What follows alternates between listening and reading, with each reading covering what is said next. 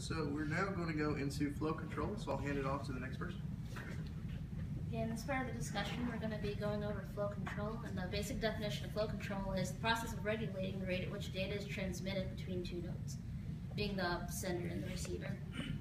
This is the stop and wait protocol, or the 1-bit protocol, and it's a very simple program that goes up the automatic repeat request method that allows for proper error handling in order to prevent congestion in a network, which can be caused by the sender sending too many frames over to the receiver, too many for it to process within a given amount of time.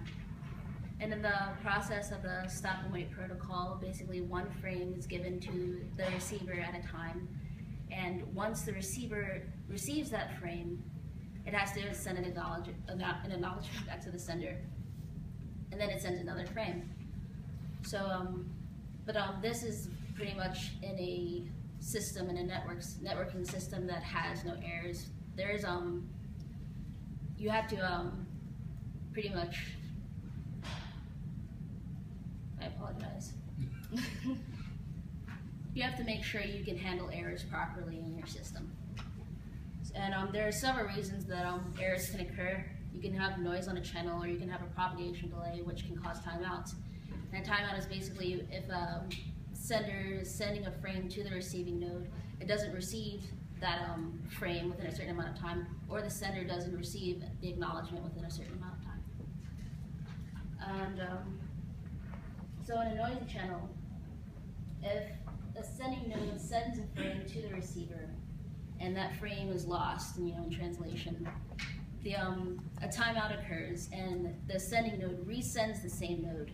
And in that case, you have duplicates, and the receiving node isn't sure which one is the next node or if it's the previous node that had an error in the first place. So it's best to have a counter for the frames that are being sent to the receiver, and a counter for the acknowledgements being sent back to this back to the sending node, in order to pretty much keep track of which frame you're handling and which acknowledgement you're receiving the frame for.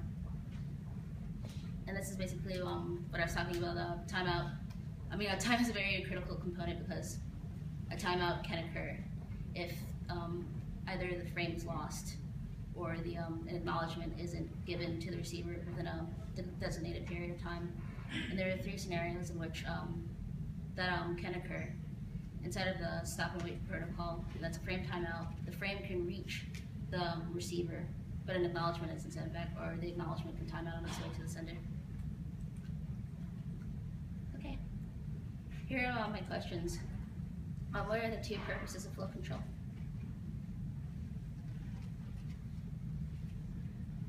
Anybody? Or did I go over that too fast? To reduce congestion. Yes. And pretty much. I was fine with the congestion answer. Okay. What is the step-by-step process of the stop and wait protocol? And it sends a packet from the sender to the receiver, then the receiver sends their acknowledgement to the sender, then the sender sends the next packet.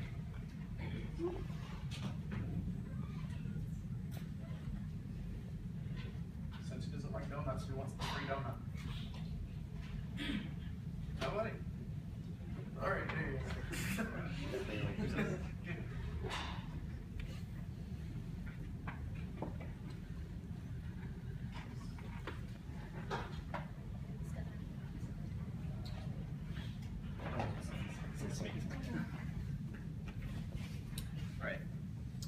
One of the downsides of 1-bit is it's only sending